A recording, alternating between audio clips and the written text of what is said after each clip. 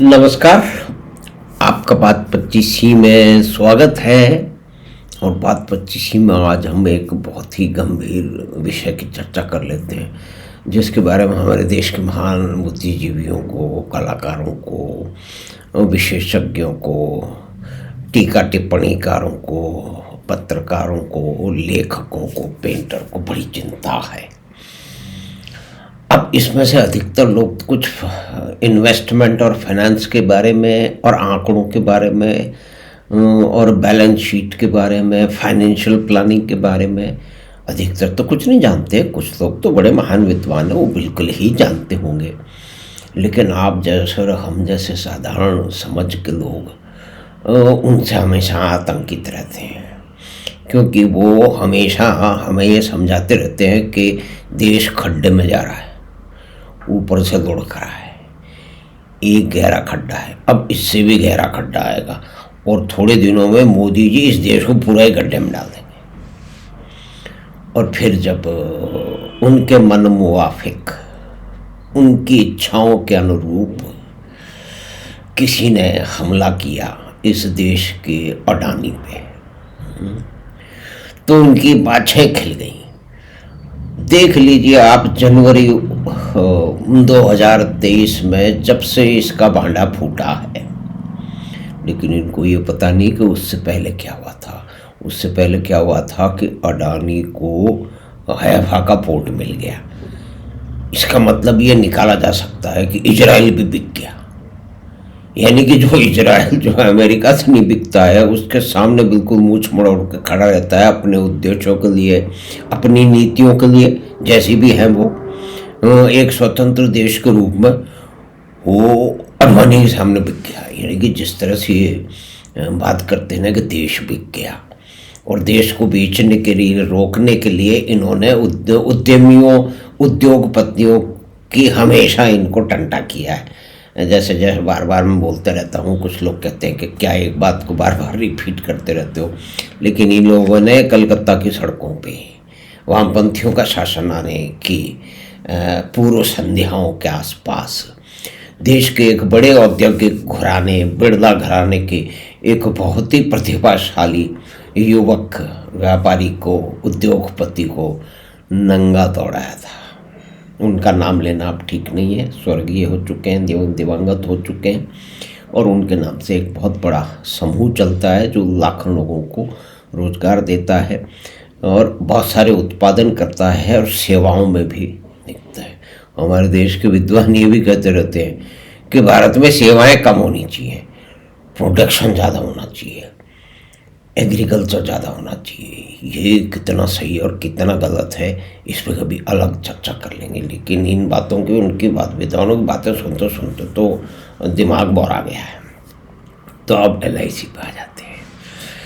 तो LIC में जब 2023 के आरंभ में, जनवरी में, एक महान रिपोर्ट छपी जिसने देश के अंदर भूचाल ला दिया फाइनेंशियल सेक्टर में, और बुरी तरह से अडानी के शेयर गिर पड़े। अडानी के शेयर गिरे, अडानी का नुकसान हुआ, छोटे मोटे शेयर धारकों का नुकसान हुआ। देश में विद्वान लोगों ने डुग्गी पीटनी शुरू कर दी, मर गया, डूब गया, अब देश बच जाएगा। उनका कहना ये था कि अब भांडा फूट गया, अभी अडानी पूरा ही डूब जाएगा, देश बच जाएगा, और अडानी डूबेगा तो मोदी जी भी डूब जाएंगे। कुल मिला के देखिए, उनका अंतिम जो लक्ष्य है वो मोदी जी पे आक्रमण करने का रहता है। अभी एक सांसद हैं, बड़ी चतुर सांसद हैं, बड़ी बड़ी दुनिया की फाइनेंशियल में उसमें वाइस प्रेसिडेंट रही है ना, कितनी इम्पोर्टेंट पोस्ट है। और उन्होंने, उनकी सांसदी चली गई तो देश के विद्वान बड़े ही परेशान हैं। वो उनका समर्थन कर रहे हैं, देश का हर परिवारवादी पार्टी और नेता उनका समर्थन कर रहे हैं। उन्होंने अपराध किया लेकिन फिर भी समर्थन, यानी कि वो अडानी पे झूठी खबरें डाल करके एक वितंडा बना के, उनका भी उद्देश्य यही था कि प्रधानमंत्री मोदी को नुकसान पहुंचाऊं, और इतना नुकसान पहुंचाएंगे। बहुत बड़े बड़े नेताओं ने कहा था कि हम मोदी जी को इतना बदनाम कर देंगे, कि जनता उनको वोट ही नहीं देगी और देश पे से संकट टल जाएगा, लेकिन संकट तो उन पे आ गया है। तो हम लौटते हैं LIC पे और अडानी पे। यानी कि आरंभ में LIC की जो होल्डिंग थी उसकी वैल्यू जो थी करीब 80,000 करोड़ थी। कितनी बड़ी संख्या होती है, गिनने में दिक्कत है। 80,000 करोड़। और जैसे ही वो हिंडनबर्ग की महान रिपोर्ट आई जिसमें हमारे रवैया समुदाय के लोगों को बड़ा मज़ा आया, उन्होंने चटखारे ले करके देश में अगर नुकसान हुआ किसी को, अडानी का नुकसान हुआ, वो कहते हैं अडानी का नुकसान देश का नुकसान नहीं है। इस बात पे कभी बाद में चर्चा करेंगे। तो 80,000 से होकर के आधी से नीचे गिर गई। देश में बड़ा ही इसका जश्न मनाया गया। जितने भी वामपंथी मित्र हैं, विद्वान हैं, लेखक हैं, पेंटर हैं, एक्टर हैं, डायरेक्टर हैं और पता नहीं कवि हैं, कौन कौन टिप्पणीकार हैं, उनके पेज भर गए कि अब तो गया, अब गया। कौन गया? कुल मिला के मतलब ये था कि अडानी गया, क्योंकि LIC बर्बाद हो रहा है। उनको बड़ी चिंता है LIC की, और वो कहते हैं कि SBI भी बर्बाद हो रहा है। तो SBI की बात तो अलग करेंगे, है ना, लेकिन LIC पे ही रहते हैं। या तो ये 80,000 करोड़ का जो वैल्यूएशन था अडानी ग्रुप में LIC का, वो धड़ाम से नीचे गिर गया और देश में खूब ताली बजी और चिंता भी दिखाई कि ये अडानी के कारण जो है वो मोदी जी ने जो है वो LIC को बर्बाद कर दिया। अब क्या होगा? जो LIC के लाखों करोड़ों धारक हैं उनका क्या होगा, उसकी चिंता में सारे विद्वान कुल मिले। लेकिन धीरे धीरे क्या हुआ कि उसके कुछ ही दिनों बाद भाई अडानी की कोई कंपनी बंद तो नहीं हुई, कोई काम तो कभी कम नहीं हुआ। उन्होंने और इन्वेस्टमेंट कर दिए और बहुत सारे लोग उनके ग्रुप में इन्वेस्टमेंट करने चले आए। तो धीरे धीरे धीरे धीरे जो है, जो उनका इन्वेस्टमेंट करीब 40,000 करोड़ का डबल होकर के 80,000 करोड़ उसकी मूल्य हो गया था बाजार में, वो जो उनका बेसिक मूल्य था उस पे नीचे चला गया। उसके आसपास तो तालियां बची, लेकिन अब वापस उसी स्तर पे आ गया है। अब अडानी एंटरप्राइज का शेयर कभी 4,000 से ऊपर होता था, अब 4,000 होना चाहिए कि नहीं होना चाहिए, लेकिन आज फिर 3,000 के आसपास आ गया है। पहले तो 2,000 से नीचे उठक गया था, जब देश में तालियां बजी थी, लोग खूब नाचे थे। आज की स्थिति यह है कि वो वापस उसी स्तर पर आ चुका है।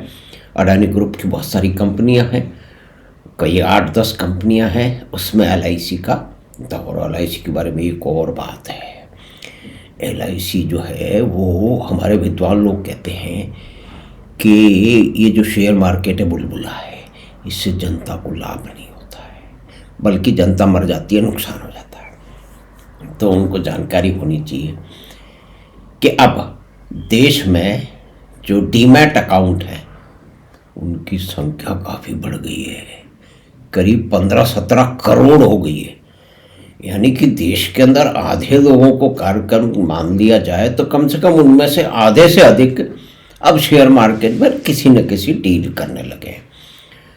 और कुछ लोग तो कहते रहते हैं जिसपे अगर हुआ तो जिसपे भयंकर वितंडा होगा कि हमारे स्कूल और कॉलेजों में भी बच्चों को भी स्टॉक मार्केट की कुछ जानकारी देना आरंभ कर देना चाहिए, क्योंकि इसमें बहुत सारे केस सामने आए हैं कि बहुत सारे कुशाग्र बच्चे जो 17, 18, 19 साल के हैं वो भी अच्छी समझ अपनी विकसित कर रहे हैं और कमाई कर रहे हैं। बहुत सारे स्टूडेंट हैं जो कि इस कार्य से अपनी कमाई ठीक ठाक कर रहे हैं, और कुछ तो ऐसे हैं कि जो अपनी शिक्षा को भी फंड कर रहे हैं और घर पे पैसा मंगाने की जगह घर पे पैसा भेज रहे हैं।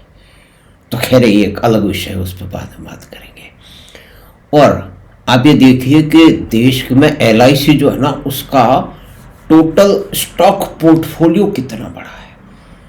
अब देश का जो GDP है वो तो हो चुका है अब करीब $4 ट्रिलियन, और LIC का जो स्टॉक एक्सचेंज का जो पोर्टफोलियो है उसकी वैल्यू है $5.3 ट्रिलियन, यानी कि देश की जो जीडीपी है उससे 1.25 गुना बढ़ा है।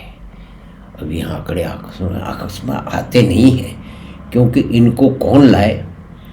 तो इसी प्रकार से LIC को कहते हैं कि अब एक नई गति आ रही है। पिछले करीब 1-1.5 महीने में LIC का शेयर 100 रुपये बढ़ गया है, और बहुत सारे वो जो है वो अपनी बढ़ोतरी कर रहे हैं और कहते हैं कि बहुत सारा जो मार्केट है शेयर बाजार का, करीब 4% मार्केट उनके पास है, ऐसा माना जाता है। तो LIC का शेयर भी आगे चढ़ने वाला है। अब कितना बढ़ेगा कितना नहीं चढ़ेगा, ये हम कोई इन्वेस्टमेंट एडवाइस नहीं दे रहे।